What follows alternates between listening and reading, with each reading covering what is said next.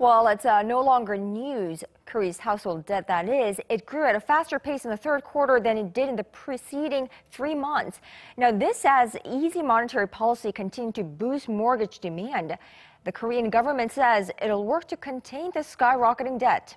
Our Kim Jung-soo has more on what this might entail. The Bank of Korea announced on Thursday that the nation's household debt surpassed $1.1 trillion during the third quarter, the highest on record since the agency started compiling data in the fourth quarter of 2002. The country's household debt, which includes credit card spending, hovered around the $800 billion mark during the third quarter of 2013, and then reached the $1 trillion mark during the third and fourth quarters of 2015. The statistic for Q3 of 2016 is 11.2% higher than from the same period last year. The central bank has attributed the growth with the so-called balloon effect, in which consumers use non-bank financial institutions. The institutions lend at higher rates, which ultimately cause household debt levels to balloon.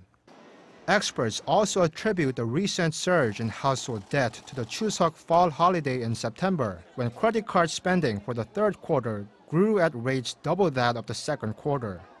They also say that while increasing household debt is a correlated phenomenon of a growing national economy, a debt that grows too fast could lead to an overall decrease in spending in the years to come.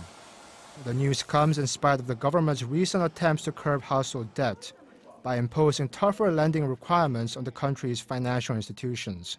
One of the measures it's initiated to contain household debt concerns mortgage loans, which continue to grow at an accelerated pace well into the third quarter. The central bank also has to take into account the possibility of a rate hike in the U.S. 70% of Korea's household debt has floating interest rates, and that could grow even more if the BOK responds by hiking its own interest rates in response to a U.S. rate hike. According to the Financial Services Commission, the government will implement a stronger screening process for consumers applying for group mortgage loans for newly built apartments, in addition to requiring them to pay both the principal and interest in the repayment process beginning in 2019, even if they belong to a low-income group. Kim Jung-soo, Arirang News.